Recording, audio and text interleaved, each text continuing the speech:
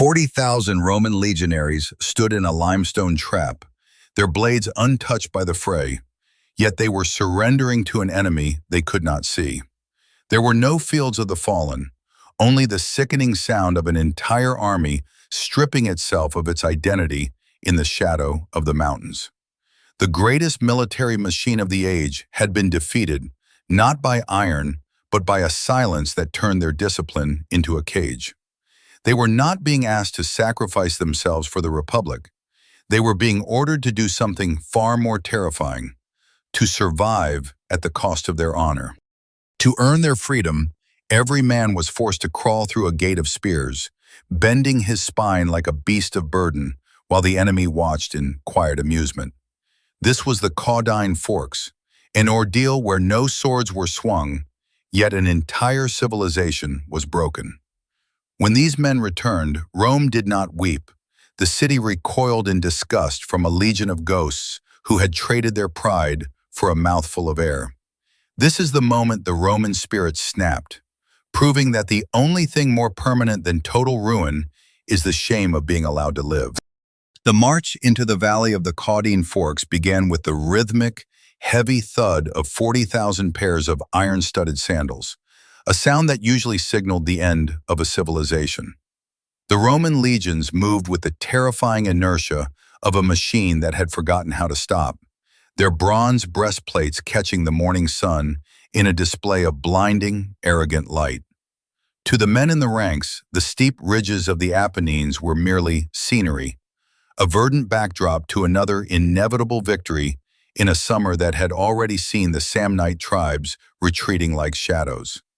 The air was thick with the scent of crushed pine and the metallic tang of oiled gear, a familiar atmosphere of conflict that comforted the veteran and intoxicated the recruit. They believed they were the hunters, following a retreating prey into the deep green folds of the earth, unaware that the geography itself was beginning to shift around them.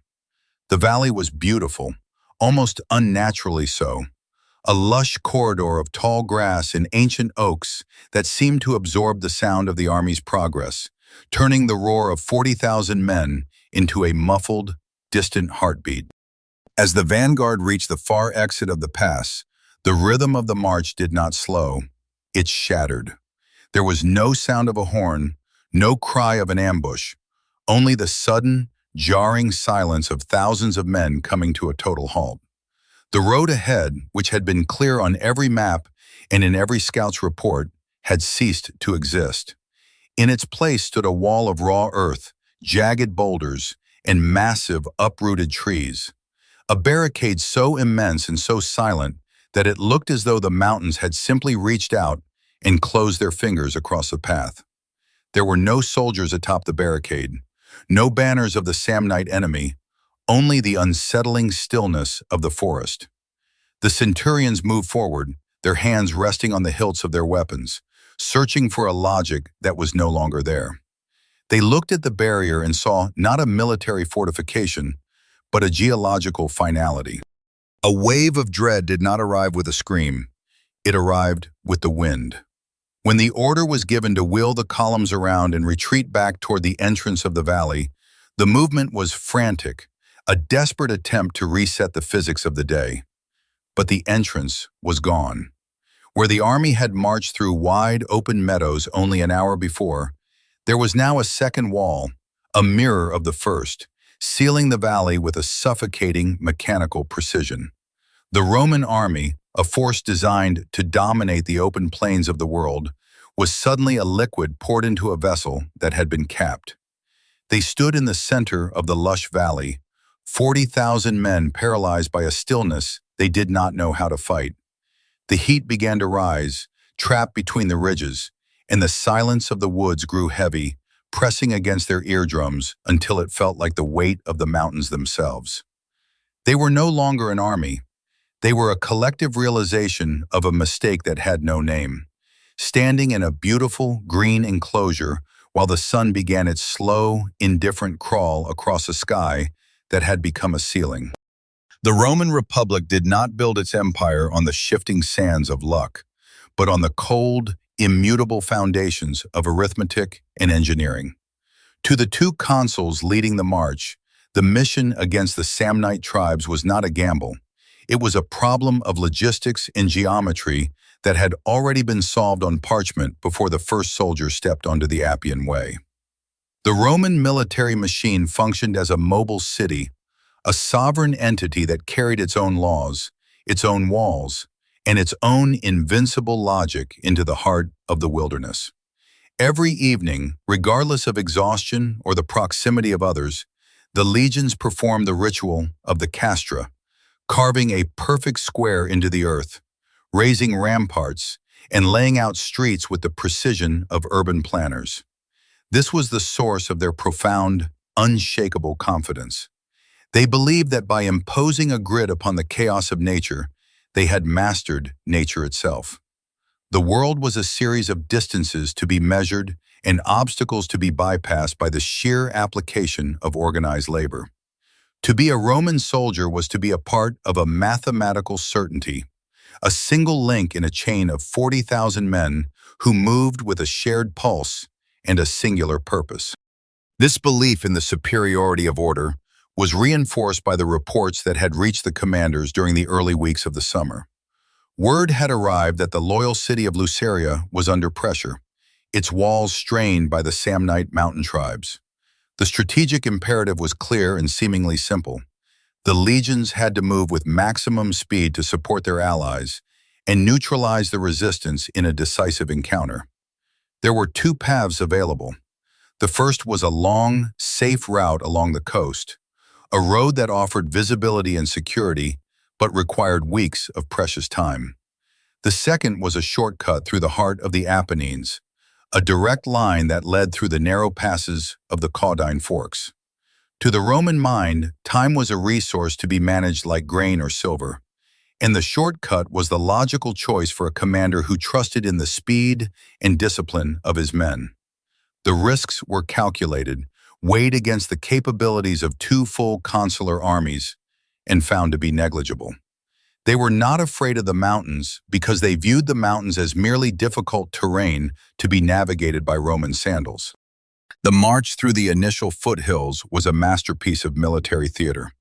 The columns stretched for miles, a glittering serpent of bronze and iron that moved with the rhythmic clatter of heavy equipment and the steady, confident murmurs of men who had never known a definitive setback. The supply wagons were loaded with enough grain to feed the army for months, and the engineering corps carried the tools to bridge any river or level any slope. This was the peak of Roman military professionalism, a system where every man knew his place, his duty, and the exact weight of the burden he carried. The heavy scutum, the tall, curved shield, was not just a piece of wood and leather. It was a fragment of a wall that could be assembled at a moment's notice. The soldiers joked about the Samnites, viewing them as disorganized hillmen who fought with unrefined energy but lacked the soul of a machine. They expected the opposition to retreat at the sight of the Roman standards, or to gather in a desperate, futile mass on an open field where the legions could subdue them completely. The weather itself seemed to validate their sense of control. The sky was a vast, unbroken blue, and the heat of the Italian summer was a familiar companion that hardened the skin and tested the endurance of the recruits. There was a strange, almost meditative beauty in the order of the march, the way the dust rose in uniform clouds, and the way the shadows of the mountains fell across the ranks in long, straight lines.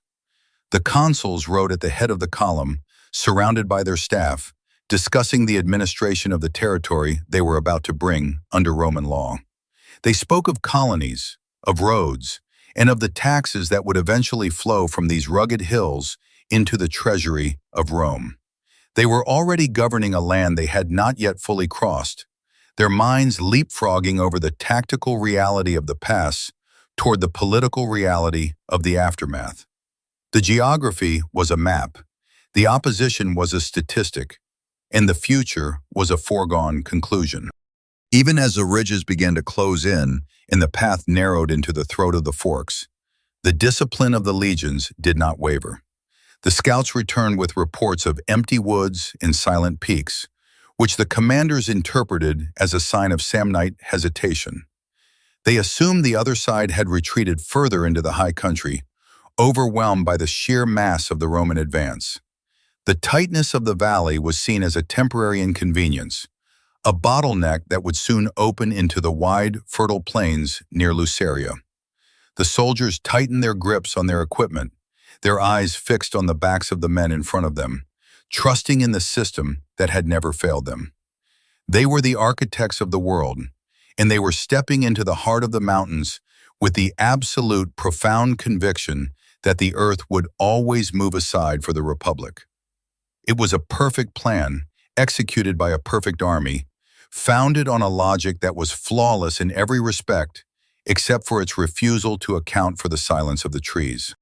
The first fracture in the Romans' certainty did not appear as an abrupt disruption, but as a subtle, unsettling change in the texture of the environment. As the legions pushed deeper into the throat of the Caudine Forks, the wide, inviting meadows of the entrance began to contract, the lush grass giving way to a gray, vacant landscape of limestone and stunted scrub. The geography was no longer a stage for a march, it was becoming a funnel. To the veteran centurions, the narrowing of the path was a tactical nuisance that could be managed through the standard protocols of file compression, a routine adjustment for any disciplined force. They maintained the cadence, the iron-shod rhythm of 40,000 men echoing off the rising cliffs, but the sound had changed quality. It no longer radiated outward as a declaration of power.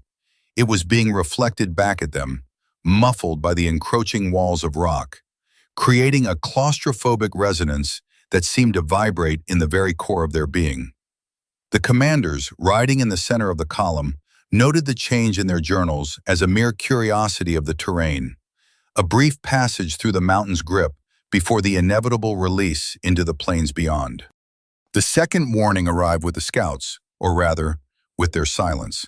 In the early hours of the afternoon, the outriders who had been sent to scour the ridgelines began to return with reports that defied the logic of the campaign. They found no Samnite campfires, no tracks of an opposing force, and no signs of the frantic, disorganized flight they had been led to expect. The mountains were empty, void of life, as if the very animals had fled in anticipation of a storm. To the Roman mind, this absence of an opponent was interpreted not as a threat, but as a validation of their own overwhelming presence. The consuls reasoned that the Samnites, overwhelmed by the sheer mass of two consular armies, had abandoned the pass altogether, retreating into the inaccessible peaks where no legion could follow. They viewed the silence of the woods as a form of concession, a tactical vacuum that they were more than happy to fill. The possibility that the other side was not fleeing, but was instead motionless and waiting, was dismissed as the unfounded concern of tired men. Then came the issue of the water. The maps had promised a network of mountain streams, reliable veins of cold, clear liquid that would sustain 40,000 men and their pack animals through the heat of the day. But as the sun reached its zenith, the legionaries found only dry, white gashes in the earth where the water should have been. The creek beds were filled with sun-bleached stones, their surfaces unnaturally smooth, as if the water had been diverted by a deliberate, unseen hand. The Roman response to this logistical failure was a masterpiece of administrative denial. The engineering corps was ordered to dig wells, to force the earth to yield the resources it was withholding. They labored with picks and shovels, their discipline unaffected by the rising dust. But the ground beneath the valley floor was a solid, impenetrable sheet of limestone. Instead of halting to reassess their position, the commanders ordered the march to accelerate. They believed that by moving faster they could outrun the thirst, treating the drying of the land as a temporary environmental hurdle rather than a systemic sabotage. The first physical barricade was encountered shortly after the midday rest, and even then, it was not recognized for what it truly was. It was a simple obstruction, a dozen fallen oaks and a scattering of boulders that blocked a narrow bend in the path. It looked like the work of a panicked rear guard, a desperate and amateurish attempt to slow the Roman advance. The soldiers did not even reach for their weapons. They simply set down their shields and took up their tools, clearing the debris with the efficient, bored rhythm of laborers. They joked about the Samnite fortifications, mocking the primitive efforts of a people who clearly did not understand the science of military movement. The delay lasted less than an hour, and as the column moved past the cleared ground, the sense of superiority among the ranks was absolute. They felt like giants moving through a world of children, unaware that every minute they spent clearing the path was a minute given to the other side to finalize the geometry of the trap. The obstacle was not meant to stop them. It was meant to confirm their confidence. By the time the sun began to dip behind the western ridges, the air in the valley had grown stagnant and heavy, a pressurized atmosphere that seemed to sap the strength from the strongest lungs. The heat did not radiate away into the sky. It was trapped by the limestone walls, recycling the exertion and breath of 40,000 men into a thick, metallic fog. The discipline was still perfect, the ranks were still straight, and the standards were still held high. But a strange, quiet unease had begun to seep into the lower ranks.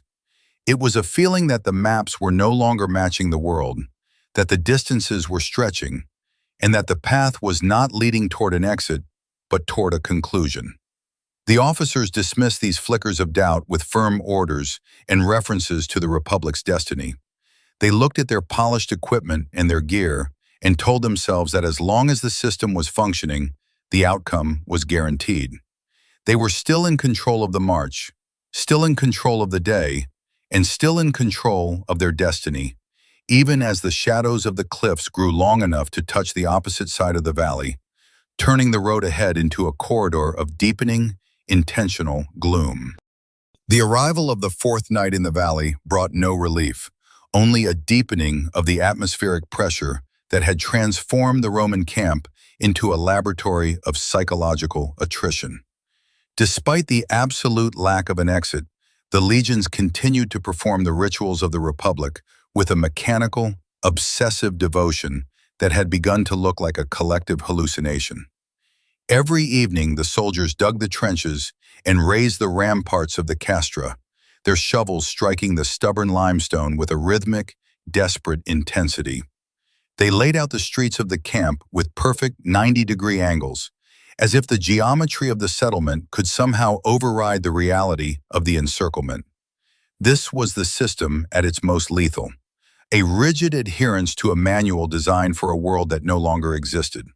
The men were exhausted, their muscles strained from days of labor, yet they continued to build their own enclosure every night because the alternative, the abandonment of order, was more terrifying than the prospect of the end. The physical reality of the trap had become a sensory ordeal that defied the Roman understanding of warfare. The heat of the day did not dissipate when the sun dipped behind the ridges. Instead, it seemed to soak into the very stones of the valley, radiating back at the weary men throughout the night. The armor, which had always been their greatest pride and protection, had transitioned into an instrument of slow, agonizing confinement. The bronze breastplates and iron mail, heated by the relentless sun and saturated with the salt of 4 days of exertion, began to irritate the skin, creating a constant, burning discomfort that the soldiers were forbidden to acknowledge lest they break formation. To remove the armor was to admit defeat, and so 40,000 men remained encased in their metal skins, their bodies enduring the stifling heat of their own confinement. The weight of the shield now felt like a leaden anchor, dragging at the shoulders of men whose lungs were already struggling to pull oxygen from the stagnant air. On the ridgelines above, the Samnite presence had evolved from a tactical threat into a metaphysical one. The opposing warriors did not shout or blow their war horns. They simply sat on the rocks, thousands of motionless silhouettes framed against the brutal blue of the sky. They watched the Roman camp with the detached curiosity of a gardener observing a failing plot. This silence was a weapon that the Roman military mind was not equipped to parry. The legions were built for the collision, for the roar of the charge and the visceral feedback of the engagement, But here there was only a void. The centurions paced the lines, their eyes bloodshot and their voices raspy from thirst, searching for any sign of a coming assault that would allow them to finally act. They wanted the confrontation. They craved the decisive clash, because in a battle there were rules and outcomes. But in this vigil, there was only the slow erosion of the self. The command structure of the army had reached a point of terminal stagnation, a state where authority was being exercised for its own sake rather than for any strategic purpose. The consuls remained in their tents, surrounded by maps that had become works of fiction, debating the fine points of a breakthrough that they knew was physically impossible. They issued orders to conserve the remaining supplies, knowing that the rations were already measured in thimblefuls. They demanded that the standards be polished and the gear maintained, forcing men who could barely stand to spend their final hours of strength on the aesthetics of a ghost army. This was the ultimate failure of the Roman logic, the belief that as long as the hierarchy was maintained, the disaster could be managed. The officers were no longer leading men. They were presiding over a ritual of slow-motion disintegration, their commands serving as the white noise that prevented the ranks from realizing their total helplessness. By the time the first light of the fifth morning touched the peaks, the Roman army had become a singular, calcified organism, a monument to a civilization that preferred a tidy end to a messy survival. The transition from a fighting force to a collection of statues was nearly complete. Men stood at their posts not because they expected an attack, but because the habit of standing had become stronger than the instinct to move. The silence in the camp was so absolute that the sound of a single dropped shield echoed like a thunderclap, a jarring reminder of the fragility of the peace. The thirst had moved beyond a physical sensation into a spiritual one, a dry, dusty veil that obscured the world and turned every thought into a prayer for rain that never came. They were still Romans, still disciplined, and still in formation, but the life had already begun to drain out of the collective body. The trap was full, the air was gone, and the only thing left for the system to do was to preside over its own conclusion. The collapse began not with a roar of defiance, but with a signal of absolute cessation that rippled through the ranks like a slow, cold chill. When the consuls finally signaled the submission, the Roman military machine did not shatter. It performed its final, most unsettling maneuver with the same mechanical precision it had used to build empires. The order to disarm was passed from mouth to mouth, a low, guttural vibration that replaced the sharp commands of the morning. 40,000 men, conditioned by years of rigorous training to obey without question, began to unbuckle the straps of their identity. The sound of thousands of bronze breastplates hitting the mud was a cacophony of discarded greatness, a metallic clatter that felt like the final, rattling breath of an era. They piled their shields, their swords, and their spears into massive, shimmering heaps, stripping themselves down to their thin linen tunics until they were no longer soldiers of the Republic, but merely a shivering mass of exposed, vulnerable individuals. The system was still functioning, the lines were still straight, but the purpose had been hollowed out, leaving only the habit of obedience to guide them toward their own removal from history. The Samnites watched from the ridges in a silence so profound it felt as though the earth itself was holding its breath. They did not jeer, they did not taunt, and they did not charge. They simply stood as silent witnesses to the systematic deconstruction of a superpower. Under the direction of the Samnite leader, 3 spears were brought forward to the center of the path, 2 driven vertically into the earth, and a third lashed across the top to form a low, narrow frame. This was the yoke, a structure designed for beasts of burden, now repurposed to recalibrate the Roman spirit. It was a machine of psychological transformation, a gateway through which the pride of a civilization would be compressed and broken. The sun, reaching its peak, turned the discarded piles of Roman iron into a blinding field of silver and gold, a mocking monument to a strength that had failed to account for the geometry of a trap.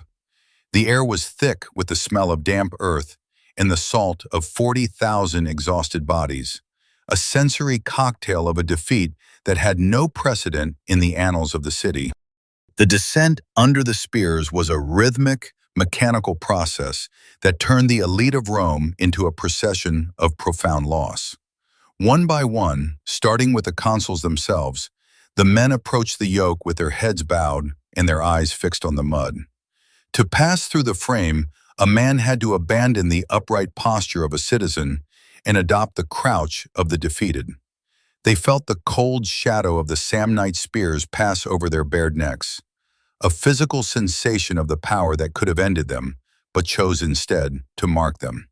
Their knees scraped against the grit of the path, and their fingers clawed at the air as they struggled to maintain their balance in the posture of the fallen. The Samnites lined the exit of the yoke, their arms crossed and their faces unreadable, watching as each Roman emerged on the other side with a hollow, haunted expression. There was no physical conflict in the act, no blood spilled on the grass, but the sound of 40,000 pairs of knees hitting the earth was a sound that would echo through the Roman psyche for 10 generations. As the survivors gathered on the far side of the yoke, the bond of the legion, the sacred brotherhood that was the foundation of Roman power, transformed into a source of mutual, visceral unease. The men could not look at one another because to see a comrade was to see a mirror of their own disgrace. The discipline that had once been their armor was now the thread that tied them to their collective humiliation, forcing them to remain in formation even as their spirits dissolved into a state of resentment and inner collapse. They were still breathing, their hearts were still beating, and their strength remained. But the Roman Republic had been effectively removed from their bodies, leaving behind a hollow shell of humanity. The march home began in a silence more unsettling than any battle cry, a procession for an army that had chosen the survival of the flesh over the sanctity of the oath. They moved like ghosts through the deepening shadows of the valley, their bare feet slapping against the earth in a rhythm of absolute, irreversible failure, leaving behind a field of discarded bronze that would serve as a permanent scar on the face of the world. The march back to Rome was a journey through a landscape that no longer recognized its masters. When the 40,000 survivors finally reached the gates of the city, they did not arrive with the thunder of hooves or the rhythmic clank of heavy infantry, but with the soft, rhythmic slapping of bare feet on stone. They were a legion of shadows, their skin caked with the white dust of the Apennines, and their eyes hollowed out by the memory of the spears. The citizens of Rome did not gather to offer water or to weep for the hardships of their sons. Instead, they retreated into the darkness of their homes, closing shutters and barring doors as if a heavy affliction had descended upon the streets. There was no sound of mourning, only a cold, visceral silence that made the air feel heavy with a second, more permanent surrender. The city recoiled from its own army, not because they had been defeated, but because they had returned at all. In the Roman mind, a soldier who chose the air of the mountains over his final rest had committed a transgression against the very nature of the state. The Senate convened in a city that had effectively ceased to function. They did not debate tactics or discuss the raising of new legions. They sat in a paralyzed, funereal quiet, staring at the floor of the Curia. A state of official mourning was declared, but it was a mourning of a peculiar and terrifying kind. It was not for the lives lost, but for the honor that had been deeply severed from the Republic's heart. The temples were closed, the courts were silenced, and the everyday business of the world was suspended as if the sun itself had been extinguished. The 40,000 men were not treated as veterans or heroes, but as walking monuments to a broken promise, an unrelenting reminder that the Roman shield could be shattered by 3 pieces of wood in a moment of human weakness. Their presence in the city was a blight, a constant, silent scream that the logic of their civilization, the belief in the absolute superiority of the Roman will, was a lie. This was the moment the Roman psyche, underwent a fundamental and irreversible mutation. The shame of the Caudine Forks did not lead to a period of reflection or a softening of the Roman character. Instead, it fueled a paranoid, vengeful expansionism that would eventually reach the ends of the known world. The memory of the yoke became the hidden engine of the Republic's relentless force, a trauma that demanded the absolute dismantling of any culture that had witnessed their humiliation. They realized that to be a superpower, it was not enough to be strong. They had to be terrifying, ensuring that no opponent would ever again dare to offer them the mercy of survival. The men who had walked under the spears lived out their days in a social exile, their names erased from the records of glory, their lives a long, slow apology for the fact that they were still breathing. In the quiet of the Roman nights, the sound of 3 spears being lashed together continued to echo through the corridors of power, a reminder that the world is not won by numbers or logic, but by the terrifying refusal to ever again be seen as cattle.